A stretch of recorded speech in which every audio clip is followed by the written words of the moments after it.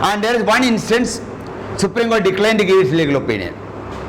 92-93 period, 93 I think. Supreme Court the President sought advice. President is the Kendra government. President sought advice to the Supreme Court of India. Issue Babri Masjid. But Supreme Court what was in this place called Babri Masjid originally? If it a temple, if it a mosque. What was there in this place?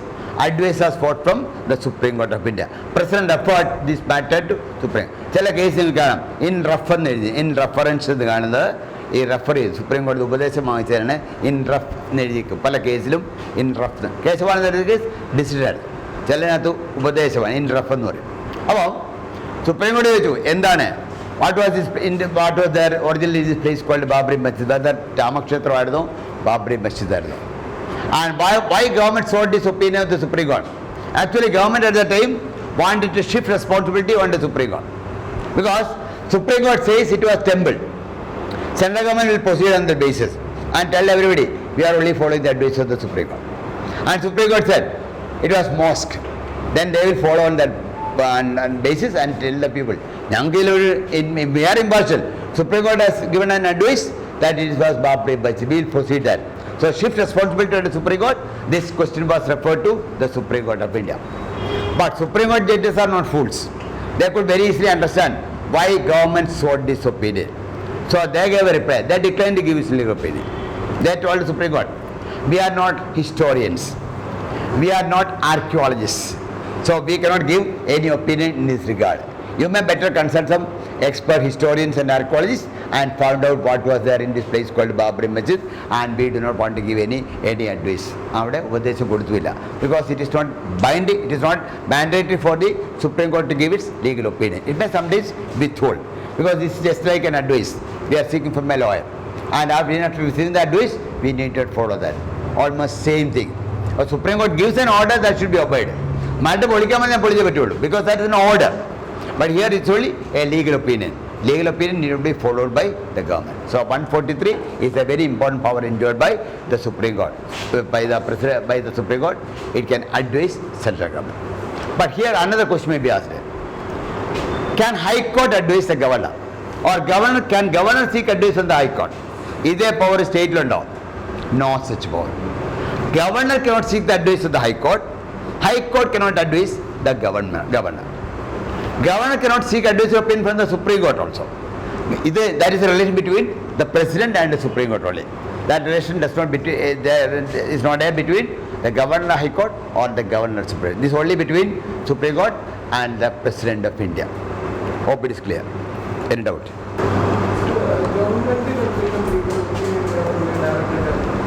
Government High Court government എന്ന് പറഞ്ഞാൽ കേന്ദ്ര government വളരെ issue important ചുമ്മാ ചോദിച്ചാൽ അവർ പറയുന്നത് നിങ്ങൾ വെറുതെ ഞങ്ങളുടെ സമയം കളയുന്നത് ഇത് അറ്റോർണിനോട് ചോദിച്ചാൽ പോലെ വളരെ ഇമ്പോർട്ടൻറ്റ് ഇഷ്യൂസ് ഉണ്ടെങ്കിൽ മാത്രമേ സുപ്രീം കോടതി അല്ല അവരുടെ സമയം കളയാനായിട്ട് ചോദിക്കാൻ പറ്റും. ഓൺലി പ്രസിഡന്റ് മാത്രം through president only advise can be solve. പിന്നെന്താ ഏത് നമ്മുടെ സുപ്രീം കോടതി ഒരു പവറാണ് ജുഡീഷ്യൽ റിവ്യൂ എന്ന് പറയുന്നത്. സുപ്രീം കോടതി ഒരു തിയറി ഉണ്ടാക്കേണ്ടത് basic structure theory. Basic structure theory അനുസരിച്ച് ഏത് ഭരണഘടനയുടെ ബേസിക് സ്ട്രക്ചർ ഏതിലാണെങ്കിലും അത് ഇൻവാലിഡിറ്റി ഇല്ല. അതിനകത്ത് വരാവുന്നതാണ് എന്തൊക്കെയാണ് വരാവുന്നത്. ഇപ്പോൾ ഫണ്ടമെന്റൽ റൈറ്റിലെ പല ഏരിയയും ബേസിക് സ്ട്രക്ചറാണ്. ഇല്ലേ തന്നെ സുപ്രീം കോടതിയുടെ ഒരു പവറാണ് upholding the constitution. Constitution is the main law of the land. Constitution supreme law. അത് പ്രൊട്ടക്ട് ചെയ്യേണ്ട ചുമതല സുപ്രീം കോടതിക്കാണ്. Any violation there supreme court can interfere. ഇതിൽ സുപ്രീം കോടതി ഇടപെടാനുള്ള സാധ്യത വളരെ കുറവാണ്.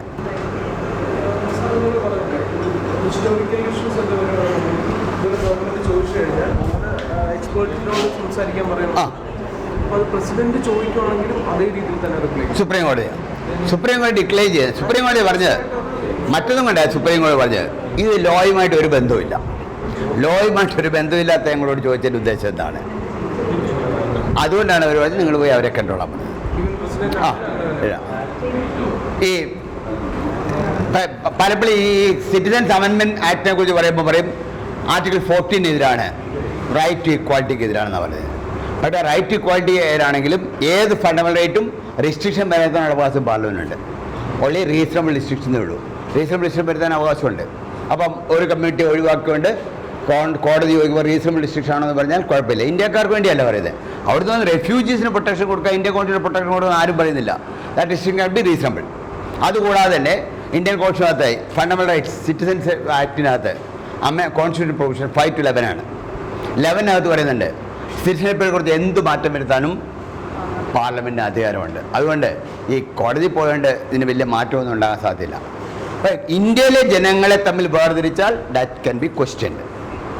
വെളിയിൽ നിന്ന് വന്ന അഭയാർത്ഥികളിലെ ഒരു പർട്ടിക്കുലർ കമ്മ്യൂണിറ്റി ഞങ്ങൾ കൊടുക്കത്തില്ലെന്ന് പറഞ്ഞാൽ അതിന് കോടതി ഇടപെടാനുള്ള സാധ്യത വളരെ കുറവാണ്. പിന്നെ കോടതി എന്ത് ചെയ്യുമെന്നൊന്നും ആർക്കും പറയാൻ പറ്റില്ല.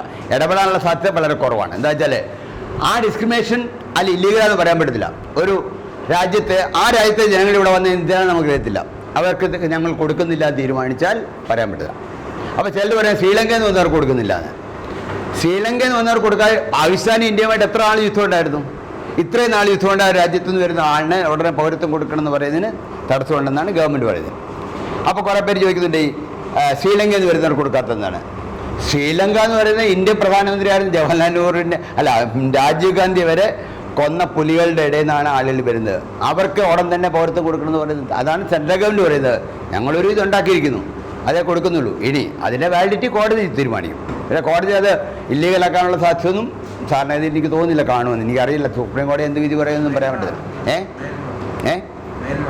ഏതാ അതെ. ഇപ്പം നമ്മളിപ്പോൾ നമ്മുടെ പോലെ എന്താണ് എല്ലാ രാജ്യത്തും റെഫ്യൂജിനും കൂടെ എല്ലാ രാജ്യത്തു നിന്നും വരുന്ന റെഫ്യൂജിനും വേറെ ഏതെങ്കിലും രാജ്യം ഇങ്ങനെ ചെയ്യുമോ? എല്ലാ രാജ്യത്തും വരുന്ന റെഫ്യൂജ് നമുക്കെന്തോ പോപ്പുലേഷൻ കുറവാണോ?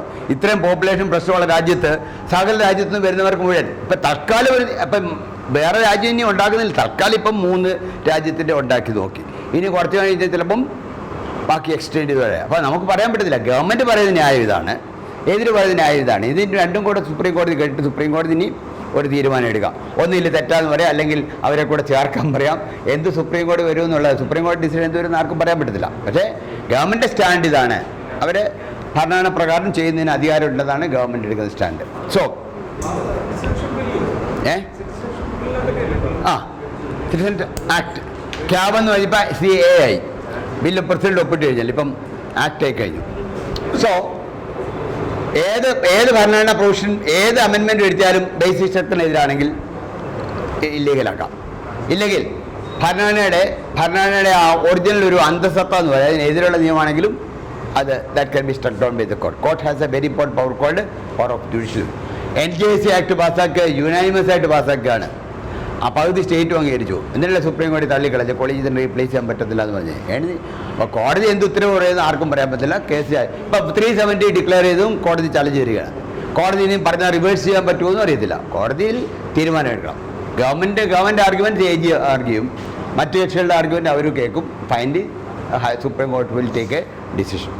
So 143 is a very important article. Then there is an article 141.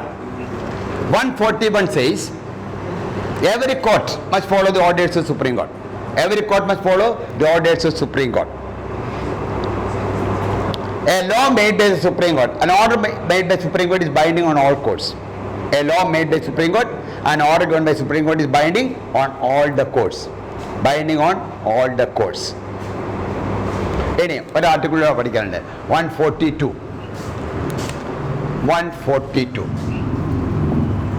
142 is also a very important article. 142 പറയുന്നത് to do complete justice in a case. Any order can be issued by the Supreme Court. To do complete justice in a case. To do complete justice in a case, any order can be issued by the Supreme Court of India. എന്ത് order ഇടാം? To do complete justice in a case, it can issue any order.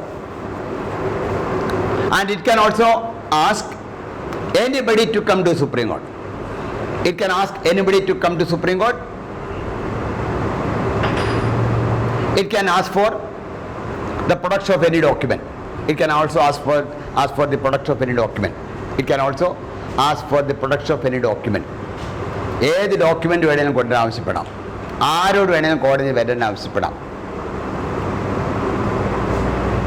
That power is given to the Supreme Court of India to do complete justice in a case. അതായത് നിയമം ഒന്നും ഉണ്ടായിരിക്കണമെന്നില്ല. Even then court can give an order. But I shall cite an example recently. നമ്പിനാരായണ ഒരു case കൊടുത്തിട്ടുണ്ട് supreme കോടതിയിൽ ഈ ചാര കേസുമായിട്ട് ബന്ധപ്പെട്ട്. ആ കേസ് വിധിയായതിനോടൊപ്പം സുപ്രീം കോടതി ഒരു ഓർഡർ ഇട്ടു 50 lakhs rupees should be given as compensation to Nambi Narayanan. അത് അദ്ദേഹം ആവശ്യപ്പെട്ടതല്ല, ആവശ്യപ്പെട്ട വേറെ കേസ് കിടപ്പുണ്ട്. But this order was given because supreme കോടതി felt we must do complete justice to Nambi Narayanan. 50 lakhs rupees should be given by Kerala government, and within 2 weeks Kerala government gave this amount also. That's the power to do complete justice in any case. Any order can be issued by the Supreme Court of India. So these are technically important powers Supreme Court. But now Supreme Court is exercising a power called judicial activism, and Supreme Court is also entertaining public interest litigation. Lot of PLs are filed before the Supreme Court of India. PL is a public interest litigation, affects a lot of people, matter of common interest, anybody can file PL. By PL file it can be through postcard. You can simply send a postcard and thereby move the court. ഈ അധികാരത്തിന് ഒരു technical term ഉണ്ട്, the power to entertain cases on the basis of petition filed in a piece of paper or in a postcard. ആ അധികാരത്തിന് there is a term that is called epistolary jurisdiction. There is a term epistolary jurisdiction.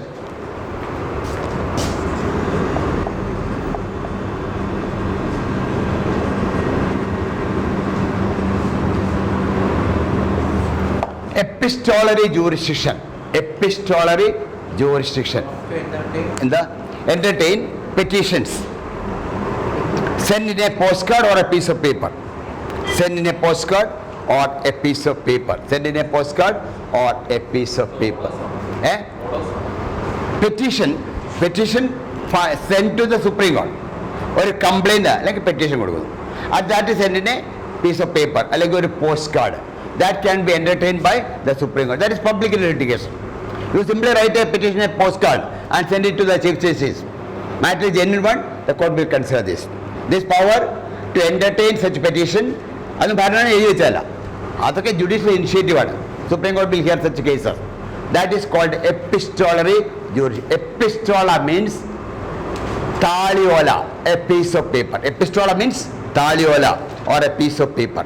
Epistolary jurisdiction means the court is taking action on the basis of a petition sent in a piece of paper.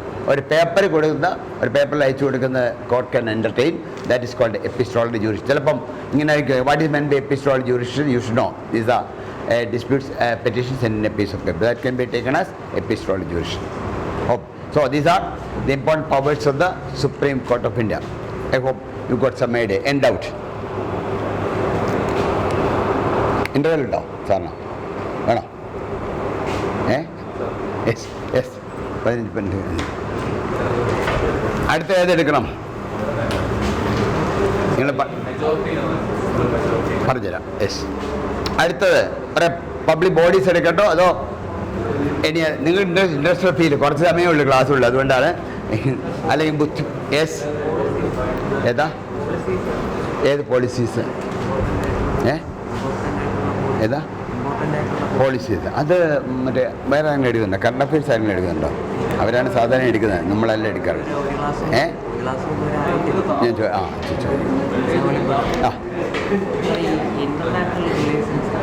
എടുക്കാം. ഈ ഇതൊക്കെ എടുക്കാറുണ്ടോ? പിന്നെ election commission, PSC, UPSC ഒക്കെ വേണ്ടതാണോ? RT act ഇതൊക്കെ അറിയാവുന്നതാണോ?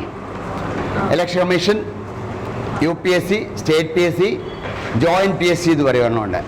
Joint PSC, then CAG അതെടുത്താണോ? Controlled audit general of India. ചിലപ്പം അതൊക്കെ ചോദിക്കാം. അറിയാവുന്നതാണോ? Right information act, human rights commission act, കുറേ ആക്ട് ഉണ്ട്. Latest changes recently made.